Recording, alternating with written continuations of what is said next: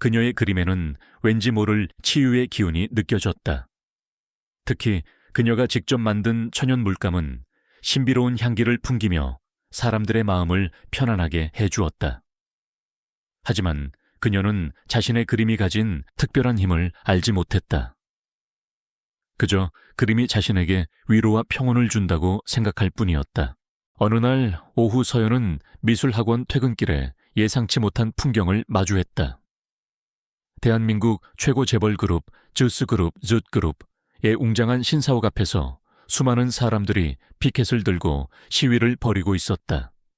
그들은 즈스그룹의 무리한 신약 개발 프로젝트로 인해 약초가 훼손되고 자연이 파괴되어 생계에 막대한 피해를 입었다고 주장하고 있었다. 사람들의 절규와 분노가 뒤섞인 목소리가 거리를 가득 메웠다. 서연은 그들의 이야기에 귀 기울이며 왠지 모를 불안감을 느꼈다. 그들의 아픔이 마치 자신의 아픔인 양 느껴졌다. 그녀는 주머니 속 낡은 스케치북을 꺼내 몰래 시위 현장의 모습을 스케치하기 시작했다. 그녀의 그림으로라도 그들의 아픔을 위로해주고 싶다는 충동이 강하게 일었다. 한편 즈스그룹의 젊은 CEO 이도윤 리 두요온의 삶은 화려한 겉모습과는 달리 차갑고 고립되어 있었다. 그는 모든 여성에게 극심한 알레르기 반응을 보이는 희귀 질환을 앓고 있었다. 여성의 피부에 닿는 것은 물론 특정 여성 호르몬이 포함된 공기를 마시는 것만으로도 전신의 붉은 두드러기가 돋아나고 호흡 곤란을 일으켰다. 이로 인해 그의 저택과 사무실은 오직 남성 직원들로만 채워져 있었다. 비서실조차 유리벽으로 완벽하게 분리되어 있었고 그는 늘 차갑고 냉철한 가면을 쓰고 그 누구에게도 마음을 열지 않았다. 그의 눈빛은 깊은 외로움과 고독을 담고 있었다. 그는 자신의 병이 알려지는 것을 극도로 꺼렸다. 도윤의 어머니이자 그룹의 실세인 윤 여사, 마담 요온은 아들의 병을 치료하기 위해 수단과 방법을 가리지 않았다. 그녀는 검증되지 않은 민간요법과 위험한 신약 개발 프로젝트에 막대한 그룹 자금을 쏟아부었다. 특히 그녀가 추진하는 만년초 추출 신약 개발 프로젝트는 자연을 파괴하고 시위가 일어날 만큼 무리하게 진행되고 있었다. 이로 인해 즈스그룹의 재정 상태는 점차 악화되고 있었지만 윤 여사는 아들의 병을 치료하겠다는 일념으로 모든 비난을 무시했다. 그녀는 도윤의 병이 외부에 알려지는 것을 극도로 꺼렸고 도윤의 약혼 여인 아폴론 그룹의 상속녀 강지혜와의 결혼을 서둘러 그룹의 위기를 타개하고 도윤의 병을 숨기려 했다. 강지혜는 도윤의 병을 알고 있었지만 즈스그룹의 막대한 부와 권력을 탐하며 결혼을 강행하려 했다. 그녀의 눈빛에는 야망과 함께 도윤의 알레르기 질환에 대한 혐오감이 역력했다. 그날 밤 도윤은 윤 여사가 주최한 즈스그룹 창립 기념 자선 파티에 참석했다. 파티장에는 수많은 재계 인사들과 언론인들이 북적였다. 화려한 드레스를 입은 여성들이 도처에 있었고 도윤은 마스크를 쓴 채 그들을 피해 구석에 앉아 있었다. 그는 극도로 예민해진 상태였다. 그때 한 여성 기자가 독점 인터뷰를 시도하며 그에게 다가와 불쑥 손을 내밀었다. 도윤은 그녀의 손이 닿기도 전에 경직되었고 곧바로 극심한 알레르기 발작을 일으키며 쓰러졌다. 그의 전신에 붉은 두드러기가 돋아났고 호흡은 점점 가빠졌다. 파티장은 순식간에 아수라장이 되었다. 윤 여사와 강지혜는 당황하며 의료진을 불렀지만 어떤 여성 의료진도 그에게 접근할 수 없었다. 도윤은 의식을 잃은 채 병원으로 급히 이송되었다. 그의 삶은 언제나 이처럼 고립되어 있었고 그를 둘러싼 세상은 늘 차갑고 위험한 곳이었다. 즈스그룹은 풍전등화의 위기에 놓였다. 정서연 중 서연은 병원 복도를 묵묵히 청소하고 있었다. 락스 냄새가 진동하는 차가운 공기는 그녀의 팍팍한 삶을 대변하는 듯 했다. 고시원 월세, 독촉장과 낡은 붓, 그리고 미술학원 강사 월급만으로는 늘 빠듯한 현실이었다. 그때 응급실 안에서 다급한 의료진의 목소리가 들려왔다. 환자 상태 위독, 여성 의료진 접근 금지, 남성 의료진만 산소 포화도 떨어집니다. 서연은 걸레를 든 채 고개를 돌렸다. 침대에 실려 들어오는 남자의 얼굴은 새하얗게 질려 있었고 전신에 붉은 두드러기가 돋아나 있었다. 바로 지스그룹, 지웃그룹의 CEO 이도윤 리도윤이었다. 의사와 간호사들이 혼란스러워하는 가운데 어느 누구도 그에게 가까이 다가가지 못하고 있었다. 여성 의료진은 멀찍이 떨어져 지시만 내릴 뿐이었다. 회장님 정신 차리십시오. 남성 의사가 다급하게 소리쳤지만 도윤은 의식이 희미해 보였다. 그의 심박수는 불안정하게 요동쳤고 호흡은 점점 가빠졌다. 서연은 그 모습을 보며 왠지 모를 불안감에 휩싸였다. 마치 과거에 겪었던 어떤 아픔이 되살아나는 듯한 기분이었다. 그녀는 자신이 청소부라는 사실도 잊은 채 본능적으로 그에게 다가갔다. 아무도 그에게 닿을 수 없다는 절박한 외침이 들렸지만 그녀의 발걸음은 멈추지 않았다. 그녀의 낡은 은색 펜던트 목걸이가 가슴에서 흔들렸다. 서연은 망설임 없이 도윤의 손을 잡았다. 그녀의 따뜻한 손길이 닿자마자 도윤의 몸에 놀라운 변화가 일어났다. 붉게 돋아났던 두드러기가 거짓말처럼 서서히 가라앉기 시작했고 그의 가빠지던 숨도 조금씩 안정되는 듯했다. 주변에 있던 의사와 간호사, 그리고 도윤의 비서, 김 비서, 세크레터리 김는 이 광경에 경악했다. 김 비서는 믿을 수 없다는 듯 눈을 비볐다. 그는 도윤의 희귀 알레르기 질환에 대해 누구보다 잘 알고 있었다. 이게 어떻게 된 일입니까? 남성 의사가 놀라서 물었다. 서연은 자신이 아무것도 한 것이 없다며 당황해했지만 그녀의 손에서 나오는 미세한 온기가 도윤의 면역체계와 긍정적인 상호작용을 일으킨다는 사실을 어렴풋이 느꼈다. 마치 그녀의 몸에서 뿜어져 나오는 생명력이 도윤의 병든 몸을 치유하는 듯 했다. 도윤은 의식을 완전히 되찾지는 못했지만 그의 미간에 잡혔던 고통스러운 주름이 옅어지는 것이 분명했다. 김 비서는 서연에게 다가와 그녀의 손을 유심히 살폈다. 그의 눈빛에는 경계심과 함께 미심쩍은 호기심이 담겨 있었다. 당신 대체 누구십니까? 어떻게 회장님께 아무런 반응도 일으키지 않는 거죠?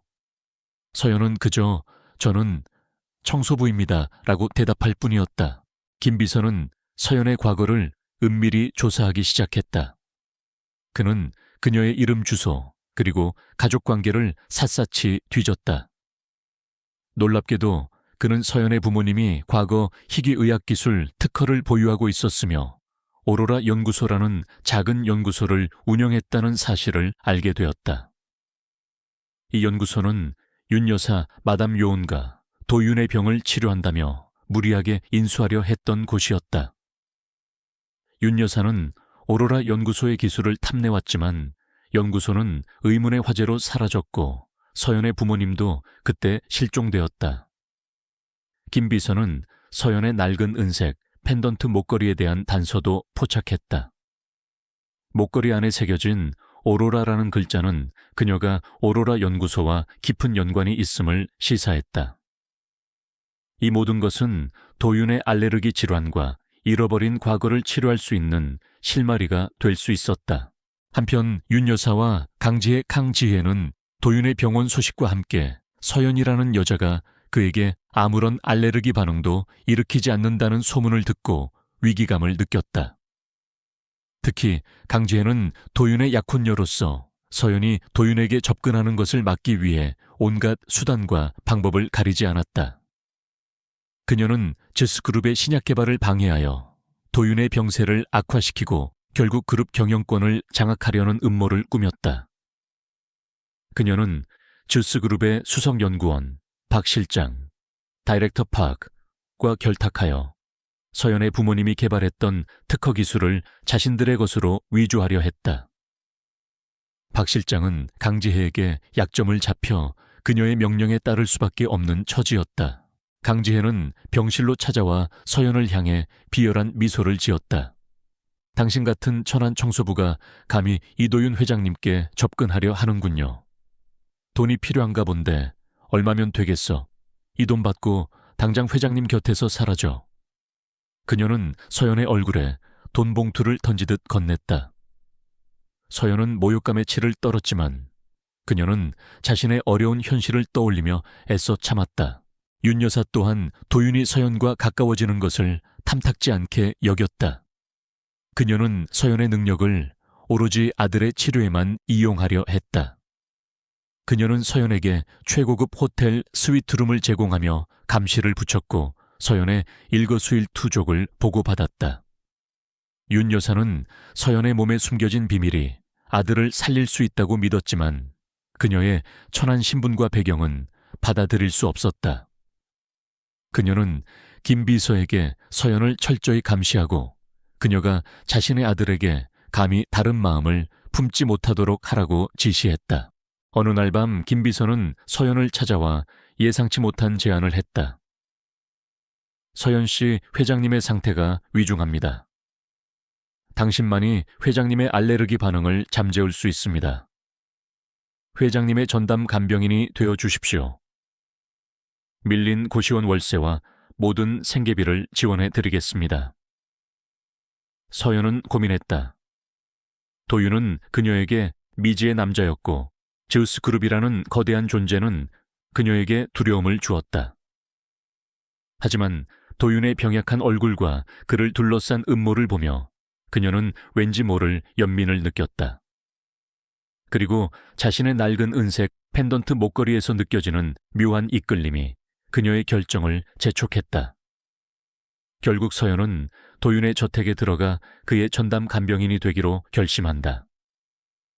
이 결정은 그녀의 삶뿐만 아니라 주스그룹의 운명까지 뒤바꿀 거대한 변화의 서막이었다. 정서연 중 서연은 난생 처음 밟아보는 주스그룹, 지류그룹, 이도윤, 리, 도윤 회장의 저택에 발을 들였다. 웅장한 대리석 바닥 천장에 닿을 듯한 높은 벽, 그리고 숨막힐 듯한 정적은 그녀의 낡은 반지하방과는 너무나도 다른 세상이었다. 정 실장, 치프 중은 그녀를 도윤의 병실로 안내하며 간병인으로서의 역할과 규칙들을 간략하게 설명했다. 병실은 최고급 의료 장비들로 가득했고 도윤은 창백한 얼굴로 침대에 누워 잠들어 있었다.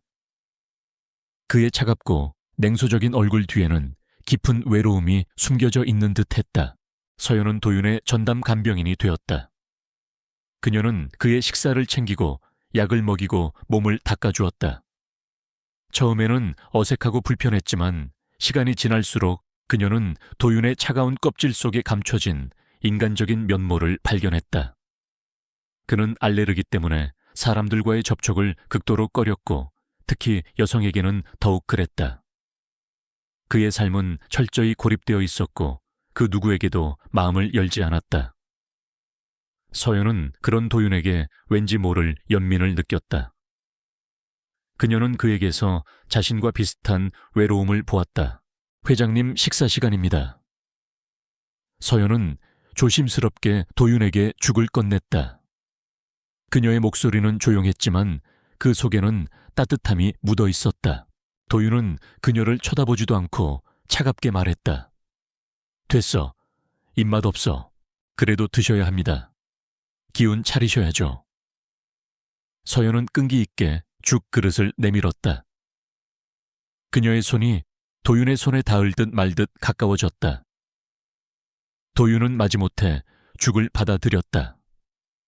서연은 그의 손이 자신의 손에 닿지 않도록 조심했지만 미세한 온기가 그의 손끝에 스며들었다. 도윤은 놀란 듯 서연의 얼굴을 올려다 보았다. 그의 눈빛은 여전히 차가웠지만 그 속에는 알 수 없는 호기심이 스쳐 지나갔다.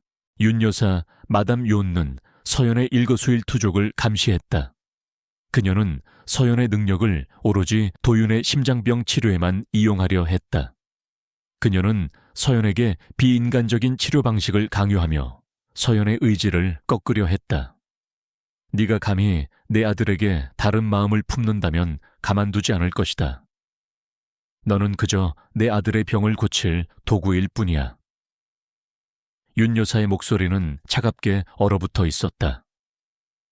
그녀는 서연의 낡은 은색 펜던트 목걸이에서 풍기는 희미한 향기를 맡으며 왠지 모를 불쾌감과 함께 불안감을 느꼈다. 강지혜는 서연을 더욱 핍박하고 모욕을 주며 그녀가 도윤에게서 멀어지도록 만들었다.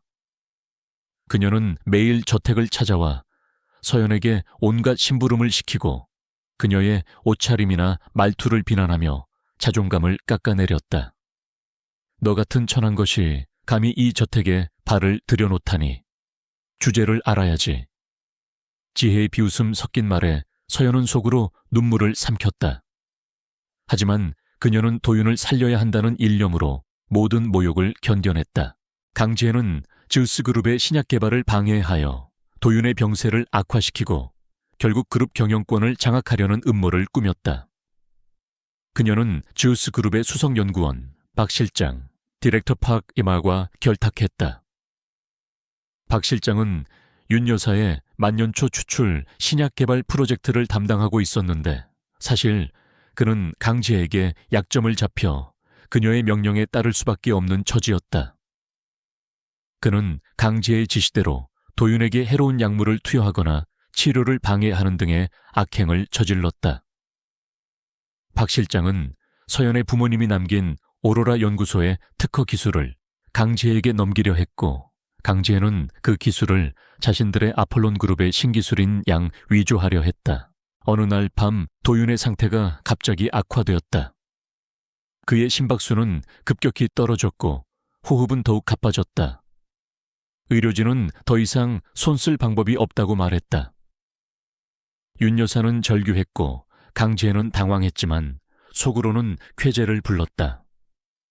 강지혜는 박 실장에게 도윤의 상태를 더 이상 악화시키지 말라고 지시하면서도 다른 한편으로는 도윤의 병세가 회복 불능으로 치닫기를 바랐다.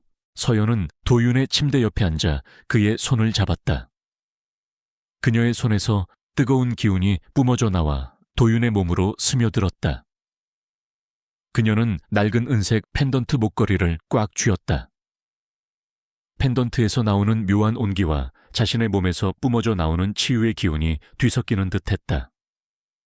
그녀는 도윤의 심장에 손을 대고 온몸의 기운을 불어넣었다. 그녀의 몸은 점차 뜨거워졌고 이마에서는 식은땀이 흘렀다. 그때 서연은 갑자기 극심한 형이증을 느꼈다. 그녀는 겨우 몸을 가누며 화장실로 달려가 구토를 했다.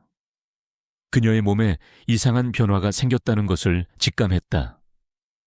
며칠 후 서연은 몰래 병원을 찾아가 임신 테스트를 받았다. 결과는 충격적이었다. 그녀는 임신이었다. 그녀는 도윤이 의식을 잃은 상황에서 이 사실을 누구에게도 말할 수 없었다. 그녀의 눈에서는 뜨거운 눈물이 흘러내렸다. 그녀는 혼수 상태에 빠진 도윤과 자신의 뱃속에 있는 아이를 보며 절망했다. 하지만 절망 속에서도 서연은 희망을 잃지 않았다. 그녀는 낡은 은색 펜던트 목걸이를 다시 쥐었다. 오로라라는 글자가 그녀의 눈에 들어왔다. 그녀는 부모님이 남긴 희귀의학 기술 특허권에 대한 단서가 이 펜던트 안에, 그리고 어쩌면 자신의 몸 안에 있을 것이라고 확신했다. 그녀는 밤낮으로 펜던트를 연구하며 자신의 몸에서 나오는 기운과 펜던트의 비밀을 파고들었다. 그녀는 도윤의 알레르기 질환과 심장병을 치료할 수 있는 방법을 찾아내야만 했다. 그녀의 눈빛에는 절박함과 함께 강한 투지가 불타올랐다. 그녀는 이제 더 이상 약하고 나약한 존재가 아니었다. 그녀는 사랑하는 이들을 지키기 위해 모든 역경에 맞설 준비가 되어 있었다. 이도윤 리 도요은은 혼수 상태에 빠진 지 열흘째였다. 그의 병실은 죽음의 그림자가 드리워진 듯 적막했고 의료기계음만이 불규칙하게 울렸다. 정서연중 서연은 도윤의 침대 곁을 떠나지 않았다. 뱃속의 아이는 그녀의 존재를 매일 일깨웠지만 그녀는 아직 이 사실을 도윤에게도 그 누구에게도 말할 수 없었다. 그녀의 손에는 낡은 은색 펜던트 목걸이가 들려 있었다. 밤낮으로 펜던트를 쥐고 기도하며 부모님이 남긴 오로라 연구소의 비밀과 자신의 몸에서 나오는 치유의 기운을 연결시키려 애썼다. 그녀는 이 펜던트에 도윤을 살릴 수 있는 궁극적인 비밀이 숨겨져 있다고 확신했다. 한편 강지혜 지혜는 도윤이 혼수 상태에 빠지자 즈우스그룹, 스윕그룹의 경영권을 장악하기 위해 더욱 노골적으로 움직이기 시작했다. 그녀는 즈우스그룹의 수석연구원, 박 실장, 디렉터 팡운을 불러 모았다. 이도윤이 깨어나지 못하면 제우스그룹은 자연스럽게 내 손에 들어올 것이다. 하지만 만약을 대비해야 해. 지혜의 눈빛은 탐욕과 승리감으로 번득였다.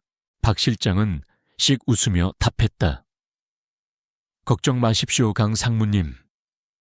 이도윤 회장은 절대 깨어나지 못할 겁니다. 제가 처방한 약에는 회장님의 심장을 점점 더 약하게 만드는 성분이 들어있으니까요. 그는 윤 여사, 마담 요은과 아들의 치료를 위해 무조건적으로 자신을 신뢰한다는 점을 악용하고 있었다. 강지혜는 박 실장이 그동안 윤 여사에게 건넨 약이 실제로는 도윤의 병을 악화시키고 있었다는 사실을 알고 있었지만 이를 묵인했다. 그녀의 목적은 오직 지스그룹을 손에 넣는 것이었다. 하지만 만약 서연이라는 그 여자가 회장님을 깨어나게 한다면요. 그녀는 회장님의 알레르기에 반응하지 않잖아요. 박 실장이 불안한 듯 손톱을 물어뜯으며 말했다. 강지혜는 코웃음을 쳤다. 그 여자가 뭘 할 수 있겠어. 고작 반지하방에 사는 미술학원 강사 주제에. 게다가 곧 이도윤의 만년초 추출 신약 개발 발표회를 가장한 자선갈라 행사가 열릴 예정이다. 그때 모든 것을 끝낼 것이다. 그녀의 계획은 도윤의 사망을 공식화하고 그 자리에 조작된 유언장을 공개하여 자신이 즈스그룹의 새로운 주인이 되는 것이었다. 갈라 행사를 며칠 앞둔 날 강지혜는 윤 여사를 찾아갔다. 어머니, 이도윤 회장님의 상태가 위중합니다. 유언장을 미리 정리해 두시는 게 좋을 것 같습니다. 그녀는 윤 여사를 설득하여 도윤의 유언장을 자신에게 유리하게 조작할 계획이었다. 윤 여사는 아들의 병세에 이성을 잃은 상태였고 지혜의 말에 흔들렸다. 그녀는 아들을 살릴 수만 있다면 무슨 짓이라도 할 준비가 되어 있었지만 지혜의 속셈을 전혀 알지 못했다. 서연은 도윤의 병실에서 우연히 강지혜와 윤 여사의 대화를 엿듣게 되었다. 유언장이라니, 발표회라니. 그녀는 충격에 휩싸였다. 강지혜가 도윤의 죽음을 기다리고 있다는 사실을 깨달은 것이다. 그녀는 도윤을 살려내고 이 모든 음모를 막아야 한다는 생각에 밤잠을 설쳤다. 그녀는 낡은 은색 펜던트 목걸이를 쥐고 밤새도록 연구에 몰두했다. 펜던트 안에 오로라라는 글자와 부모님의 희미한 얼굴이 그녀의 머릿속에서 퍼즐처럼 맞춰지기 시작했다. 그녀의 뇌리에 번개처럼 스쳐 지나간 것은 어릴 적 부모님과의 희미한 기억이었다. 서연아, 이 펜던트는 우리 가족의 비밀을 담고 있어. 언젠가 너의 능력이 필요할 때가 올 거야. 이 오로라가 모든 것을 치유할 수 있어. 그녀는 부모님이 남긴 희귀의학 기술 특허권에 대한 증거가 이 펜던트 안에 있을 것이라고 확신했다. 그녀는 필사적으로 부모님의 연구 기록을 찾아내려 노력했다.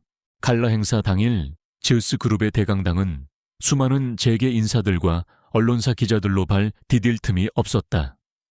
행사는 이도윤 회장의 건강 회복과 제우스 그룹의 새로운 신약 발표라는 명목으로 진행되었지만 실제로는 도윤의 장례식을 가장한 경영권 승계의 장이었다.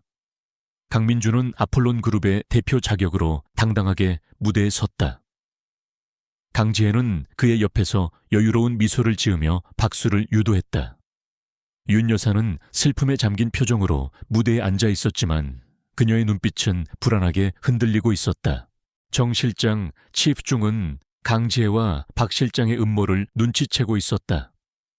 그는 서연을 은밀히 만나 모든 진실을 털어놓았다.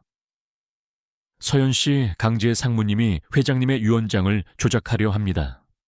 그리고 박 실장은 강 상무님과 결탁하여 회장님께 해로운 약물을 투여하고 있었습니다.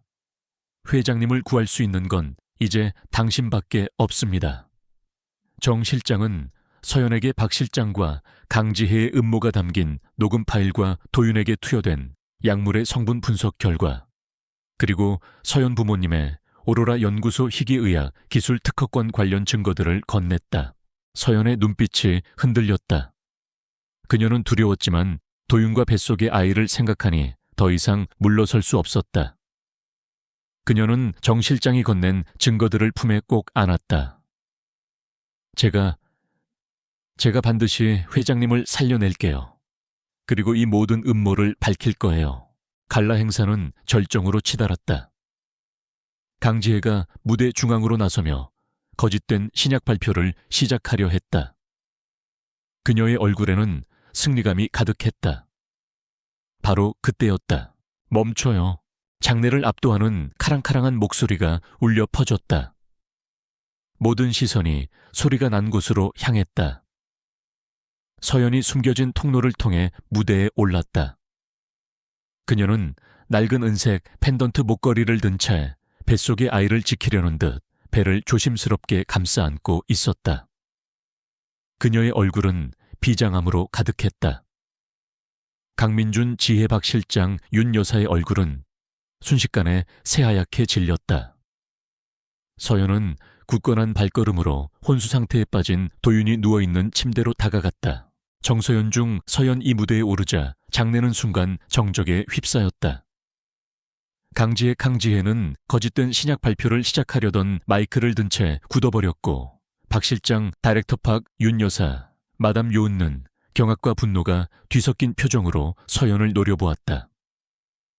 수많은 재계 인사들과 언론사 기자들은 숨을 죽이고 이 뜻밖의 상황을 지켜보고 있었다. 그들의 눈은 무대 위 서연의 낡은 은색 펜던트 목걸이에서 빛나는 희미한 오로라 빛에 홀린 듯했다.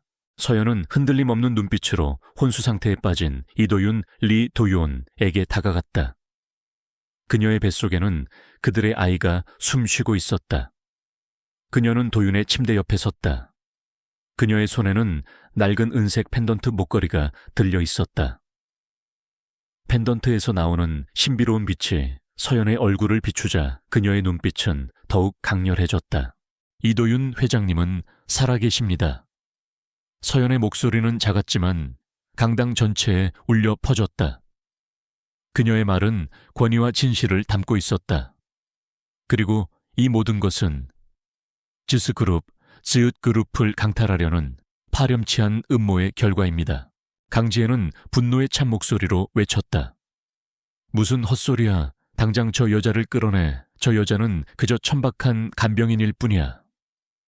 그녀는 손짓으로 경호원들을 불렀지만 아무도 움직이지 않았다. 장내는 이미 서연에게 시선을 고정하고 있었다. 하지만 이미 장내는 술렁이기 시작했다. 서연은 도윤의 심장에 자신의 손을 댔다. 그녀의 손목에서 따뜻한 기운이 뿜어져 나와 도윤의 몸속으로 스며들었다. 그녀의 낡은 은색 펜던트 목걸이가 강렬한 오로라 빛을 발하며 그 빛은 도윤의 몸을 감쌌다. 그 순간 놀라운 일이 벌어졌다. 도윤의 전신에 돋아났던 붉은 두드러기가 거짓말처럼 사라지기 시작했고, 그의 심박수가 안정적으로 뛰는 소리가 의료기기를 통해 또렷하게 울려 퍼졌다. 정 실장, 치프 중은 눈물을 글썽이며 이 기적 같은 광경을 지켜보았다. 서연은 떨리는 목소리로 자신의 임신 사실을 밝혔다. 그리고 저는 회장님의 아이를 가졌습니다. 이 아이는 이도윤 회장님의 피를 이어받은 아이입니다. 그녀는 미리 준비해온 아이의 초음파 사진을 꺼내 들어 올렸다. 장내는 다시 한번 경악에 휩싸였다. 웅성거림이 파도처럼 번져 나갔다. 바로 그때 정 실장이 무대 중앙으로 나섰다. 그의 손에는 녹음기와 여러 서류가 들려 있었다. 여러분, 잠시 주목해 주십시오. 저는 이도윤 회장님의 비서실장 정 실장입니다. 지금부터 이 모든 음모의 진실을 낱낱이 밝히겠습니다. 정 실장은 녹음기를 재생했다. 녹음기에서는 강지의 박 실장, 그리고 윤 여사의 목소리가 흘러나왔다. 도윤을 독살하려 했던 계획유언장을 조작하려 했던 음모, 그리고 서연의 부모님이 남긴 희귀의학 기술 특허권을 빼앗으려 했던 추악한 대화들이 낱낱이 공개되었다.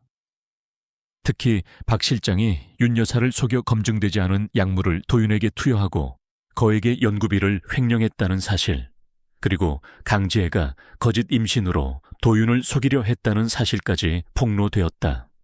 DNA 조작 증거와 서연 부모님의 오로라 연구소 희귀의학 기술 특허권 관련 증거들도 함께 제시되었다. 서연의 낡은 은색 펜던트 목걸이가 바로 오로라 연구소의 마지막 흔적이며 그녀의 부모님이 진정한 오로라 기술의 개발자였음이 명백히 드러났다. 모든 음모가 만천에 드러나자 강지혜는 얼굴이 새파랗게 질려 무대에 주저앉았다. 그녀의 야망은 한순간에 산산조각났다. 박 실장은 충격에 말을 잇지 못했고 윤 여사는 자신의 아들을 죽이려 한 자들의 대화가 녹음된 것을 듣고 오열했다. 그녀는 자신의 어리석음이 불러온 결과에 통곡했다.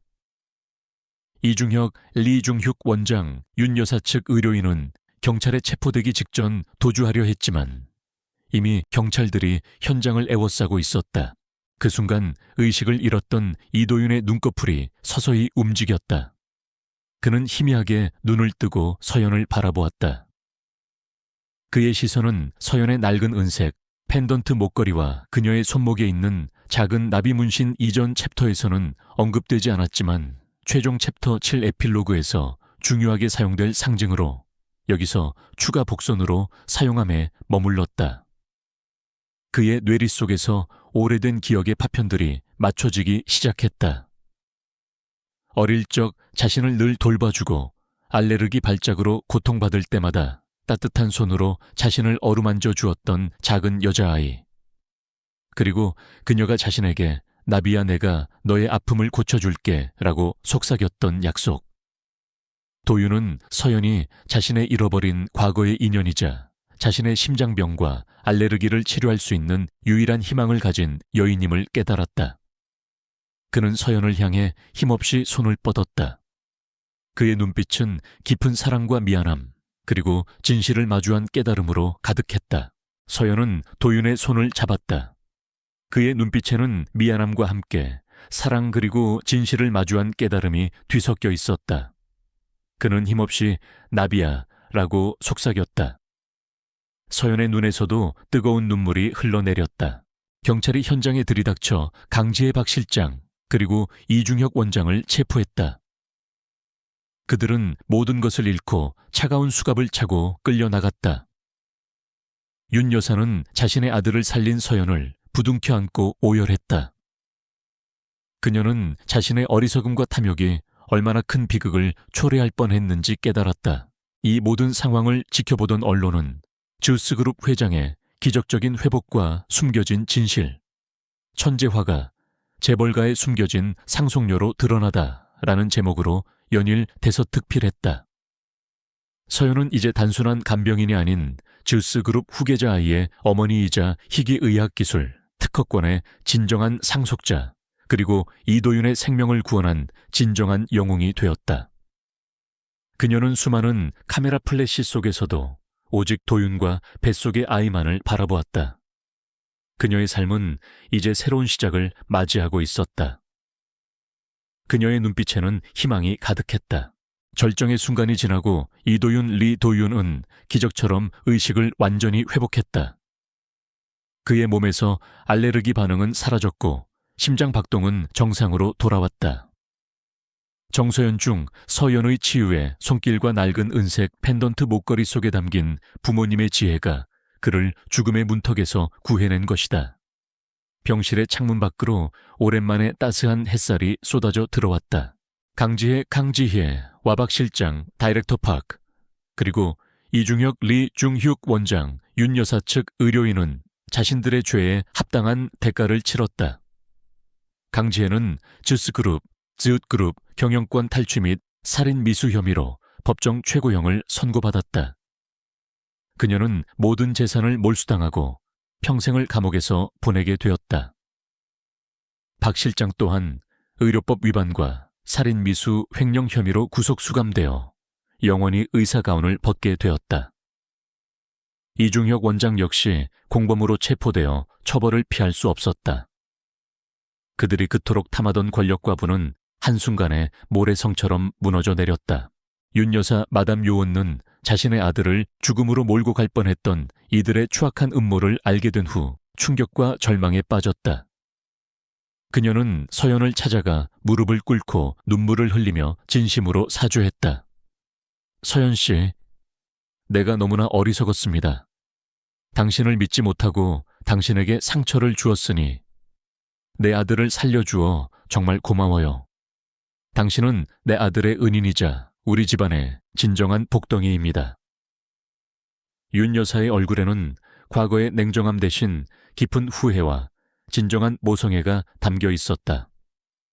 서연은 그녀의 사과를 받아들였고 그들의 관계는 비로소 치유되기 시작했다. 윤 여사는 자신의 과오를 반성하며 그룹 경영에서 물러나 자선 사업에 전념하기로 했다. 도윤은 병실에서 서연의 손을 잡았다. 그의 손목에는 서연과 똑같은 모양의 작은 나비 문신이 새겨져 있었다. 그는 의식을 회복한 후 서연이 자신의 어릴 적 친구 나비였다는 사실을 떠올리고 문신을 새겼다. 그의 눈빛은 깊은 사랑과 미안함으로 가득했다. 나비야, 정말 미안해. 내가 너무 늦게 너를 알아봤어. 그리고 나 때문에 네가 얼마나 힘들었을까. 평생을 다 바쳐서라도 당신과 우리 아이를 행복하게 해줄 거야. 그의 목소리는 진심으로 떨렸다. 서연은 도윤의 눈을 바라보며 미소 지었다. 괜찮아요, 태민 씨. 이제라도 당신을 찾았으니 됐어요. 우리에게는 앞으로 함께할 시간이 더 많으니까요. 그녀는 뱃속의 아이를 조심스럽게 쓸어내렸다. 도윤은 그녀의 배에 손을 얹고 감격에 찬 표정을 지었다. 도윤은 즈스그룹의 공식적인 기자회견을 통해 서연을 자신의 아내이자 즈스그룹의 공동 상속인으로 발표했다. 그는 또한 서연의 부모님이 남긴 희귀의학기술 특허권의 가치를 인정하며 이 기술을 기반으로 새로운 생명공학 연구 및 신약개발 부서인 오로라 생명공학연구소 직계를 설립하겠다고 밝혔다. 그리고 그 총괄 책임자 자리를 서연에게 맡겼다. 이것은 단순한 기업 확장이 아닙니다. 인류의 건강과 생명을 지키겠다는 저희 제우스 그룹의 새로운 약속입니다. 그리고 이 약속은 제 아내이자 오로라, 연구소의 진정한 상속자 정서연 박사의 지휘 아래 이루어질 것입니다. 도윤의 발표에 기자들은 놀라움을 금치 못했다. 서연은 오로라 생명공학 연구소의 연구에 매진했다. 그녀는 부모님의 낡은 은색 펜던트 목걸이에서 얻은 지식과 자신의 뛰어난 생명공학 기술을 결합하여 도윤이 앓고 있는 희귀, 알레르기 질환과 심장병에 효과적인 천연연고 추출물 기반 치료제 개발에 성공했다. 이 치료제는 도윤을 기적적으로 완치시켰을 뿐만 아니라 전 세계 수많은 난치병 환자들에게 새로운 희망을 선사했다. 그녀는 이제 단순한 간병인이 아닌 인류의 건강을 책임질 중요한 과학자가 되었다. 도윤은 서연에게 진심으로 고백했다. 당신이 나를 살렸고 내 삶의 진정한 빛을 가져다 주었소. 당신은 나의 나비이요. 서연은 과거의 상처를 치유하고 이제는 진정한 가족의 사랑 속에서 평온을 찾았다. 그들의 삶은 서로의 존재를 통해 더욱 완전해졌다. 도윤의 알레르기 역시 서연의 기운으로 인해 완전히 사라졌고 그는 더 이상 타인과의 접촉을 두려워하지 않게 되었다. 그들은 함께 손을 잡고 새로운 미래를 향해 나아갔다. 수년의 시간이 흘러 정서연 중 서연은 단순한 신데렐라 이야기를 넘어선 진정한 치유와 변화의 상징이 되었다. 그녀는 오로라 생명공학 연구소의 혁신적인 수장으로서 부모님의 낡은 은색 펜던트 목걸이 속에 담긴 지식과 자신의 뛰어난 생명공학 기술을 결합하여 난치병 치료제 개발에 성공했다. 그녀가 개발한 천연 연고 추출물 기반 치료제는 이도윤, 리도윤을 기적적으로 완치시켰을 뿐만 아니라 전 세계 수많은 환자들에게 새로운 삶을 선물했고 오로라 생명공학 연구소는 단순한 연구기관을 넘어 인류의 건강을 책임지는 선두주자로 자리매김했다. 서연은 기업의 사회적 책임을 누구보다 중요하게 생각했다. 그녀는 자신의 이름 서연에서 착안한 서연희망재단을 설립했다. 이 재단은 전 세계 희귀 난치병 아동들을 돕고 의료 사각지대에 놓인 지역에 희망학교와 치유센터를 건립하는 데 앞장섰다. 서연은 바쁜 일정 속에서도 직접 현장을 찾아 아이들과 노인들을 만나며 따뜻한 위로와 희망을 전했다. 그녀의 이야기는 전 세계 언론에 보도되며 수많은 이들에게 영감을 주었고 재단에 대한 후원과 지지는 끊이지 않았다. 그녀는 이제 더 이상 어둠 속에 숨어 지내던 과거의 자신을 찾아볼 수 없는 세상에 선한 영향력을 미치는 빛나는 존재가 되었다. 남편 도윤 회장은 서연의 가장 든든한 조력자이자 동반자였다. 그는 주스그룹, 쯧그룹의 경영을 안정화시키면서도 서연의 오로라 생명공학 연구소와 서연희망재단 활동을 전폭적으로 지원했다. 그의 냉철했던 눈빛은 서연을 만나고 나서야 비로소 따뜻함과 사랑으로 가득 찼다. 그는 매일 밤 잠들기 전 서연의 손목에 있는 작은 나비 문신을 어루만지며 그녀가 자신의 삶에 가져다준 기적에 감사했다. 어느 화창한 봄날 오후 서연희망재단이 새로 건립한 희망의 연꽃센터의 개원식이 열렸다.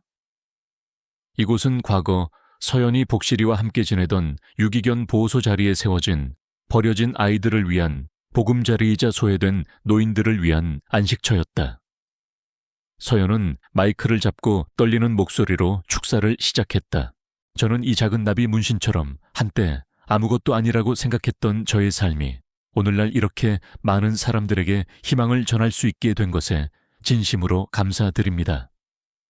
서연은 자신의 손목에 새겨진 나비 문신을 가리키며 말했다. 부모님의 사랑과 도윤 씨의 믿음, 그리고 저를 사랑해준 모든 분들의 응원이 저를 여기까지 이끌었습니다. 저는 이 나비처럼 그리고 이 연꽃처럼 어떤 어려움 속에서도 희망을 잃지 않고 피어나는 존재가 될 것입니다. 축사를 마친 후 서연은 남편 도윤과 그들의 아들 하준이와 함께 연단에 섰다. 하준이는 도윤의 건강한 유전자를 그대로 물려받아 활기 넘치는 아이로 자랐다. 그들의 얼굴에는 서로에 대한 깊은 사랑과 미래에 대한 확고한 희망이 담겨 있었다. 그때 정 실장 취입 중 이 서연에게 다가와 조용히 보고서를 건넸다. 이사님 박 실장, 다이렉터 팍과 강지혜 강지혜 씨 소식입니다. 박 실장은 복역 후 최근 석방되어 작은 시골 마을에서 봉사활동을 시작했다고 합니다. 강지혜 씨도 병원에서 꾸준히 봉사하며 속죄의 시간을 보내고 있다고 합니다. 서연은 보고서를 읽으며 옅은 미소를 지었다. 그녀의 눈빛에는 과거의 상처가 아닌 모든 것을 용서하고 포용하는 따뜻함이 깃들어 있었다. 그들은 혹독한 대가를 치렀지만 이제는 진정한 의미에서 타인을 돕는 삶을 시작하려 하는 듯했다. 개원식이 끝난 후 서연은 도윤과 아들 하준이와 함께 센터의 옥상 정원에 올라 밤하늘을 올려다보았다. 수많은 별들이 쏟아져 내리는 밤하늘은 그들의 마음처럼 평화롭고 아름다웠다. 여보, 저 별들 좀 봐요. 우리 가족 별 같아요. 서연은 도윤의 품에 안겨 말했다. 도윤은 서연의 손을 잡았다. 그의 손목에는 이제 서연과 똑같은 모양의 작은 나비 문신이 선명하게 새겨져 있었다. 그것은 그들의 사랑치유, 그리고 영원한 희망을 상징하는 듯 했다. 하준이는 부모의 품에 안겨 잠이 들었고 그의 작은 손에는 서연이 직접 그려준 나비 그림이 꼭 쥐어 있었다. 정서연은 더 이상 외로웠던 과거의 신데렐라가 아니었다. 그녀는 진정한 사랑과 가족을 찾았고 자신의 재능으로 세상을 이롭게 하며 두 번째 봄을 맞이했다. 그녀의 삶은 이제 시작이었다. 그녀는 영원히 빛나는 연꽃처럼 세상의 어둠을 밝히는 존재로 기억될 것이다. 이 감동적인 이야기가 당신의 마음에 닿았나요? 저희 채널을 구독하고 더 많은 감동과 반전으로 가득한 이야기를 만나보세요. 다음 영상에서 또 다른 기적 같은 이야기로 찾아뵙겠습니다. 정소연에게 세상은 낡고 습한 반지하방의 풍경이었다. 곰팡이 냄새가 희미하게 풍기는 좁은 공간 그곳이 그녀의 작업실이자 유일한 안식처였다. 벽에 걸린 캔버스에는 신비로운 분위기의 연꽃과 살아있는 듯한 나비들이 섬세하게 그려져 있었지만 현실의 그녀는 가난했다. 미술학원 강사로 일하며 생활비를 벌었고 밤에는 붓을 든 채 자신만의 세상에 침잠했다. 붓을 씻는 물소리만이 적막한 방을 채웠고 창문 밖으로는 지나가는 사람들의 발목만이 희미하게 보였다. 그녀는 늘 깊은 고독 속에 있었지만 그림을 그릴 때만큼은 그 모든 것을 잊을 수 있었다. 어릴 적부터 그녀의 유일한 친구이자 가족은 낡은 은색 펜던트 목걸이였다. 목걸이 안에는 젊은 시절의 부모님 사진이 담겨 있었고 희미하게 오로라라는 단어가 새겨져 있었다. 그녀는 부모님이 누구였는지, 왜 자신을 고아원에 맡기고 사라졌는지 알지 못했다. 펜던트는 그녀에게 남겨진 유일한 가족의 흔적이었고 때때로 알 수 없는 그리움과 슬픔을 안겨주곤 했다. 붓을 들 때마다 그녀는 무의식적으로 펜던트를 만지작거렸다.